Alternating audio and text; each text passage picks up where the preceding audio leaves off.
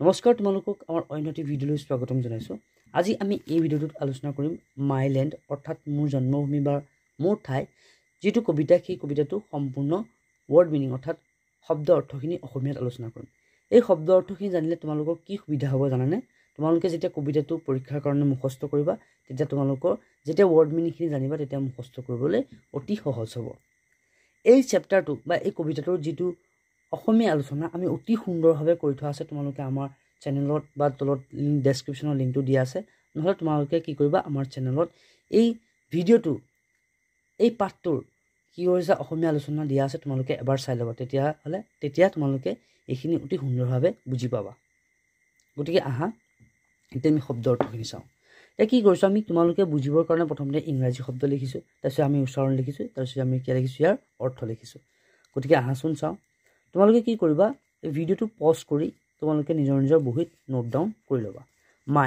মাই মানে হৈছে মোৰ, ল্যান্ড মানে হৈছে ভূমি, ৰিচ মানে হৈছে ধনী, ৰেয়াৰ মানে হৈছে দুৰ্লভ, ফ্ৰেছ মানে হৈছে সতেজ, ফেয়াৰ মানে হৈছে ধুনীয়া, ডিয়াৰ মানে হৈছে মৰমৰ। আমি যে কওঁ যে হাই ডিয়াৰ তেনেকৈ কওঁ নাই, এইটো ডিয়াৰ মানে হৈছে কি মৰমৰ।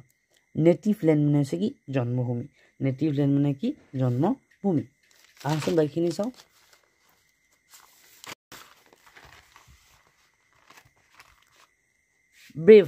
ব্ৰেভাৰ মানে হৈছে কি সাহসী। এতিয়া চাবা নেক্সট 10 নম্বৰ ওমেন্স মানে হৈছে কি মহিলাসকল। এতিয়া ওমেন মানে হৈছে মহিলা। ব্ৰেভাৰটো আমি অলৰেডি দিয়া আছে, গতিকে দুবাৰ লিখি থোৱা আছে কাৰণে লিখা নাই।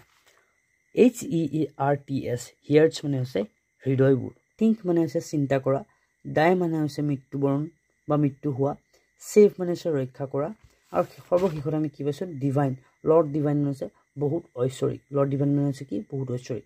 তোমালোকে কি কৰিবা নিজৰ নিজৰ বহিত এই সকলোবিলাক শব্দ অৰ্থ ইয়াৰ উচ্চাৰণৰ সৈতে নোট ডাউন কৰি থবা। যেতিয়া তোমালোকে কবিতাটো মুখস্থ কৰিবা তোমালোকৰ কি হ'ব মুখস্থ কৰিবলৈ অত্যন্ত সুবিধা হ'ব আৰু কবিতাটো অতি ভালদৰে বুজি পাবা। গতিকে আজিলৈ মানে যদি তোমালোকে এতিয়ালৈকে ভিডিঅ'টো চাই আছা তেতিয়াহ'লে ভিডিঅ'টো লাইক কৰি দিবা আৰু চেনেলটো ছাবস্ক্ৰাইব কৰি দিবা। আৰু তোমালোকে কি কৰিবা যেটো কবিতাৰ এক্সপ্লেনেশ্যন সেইটো এবাৰ চাই ল'বা। ধন্যবাদ।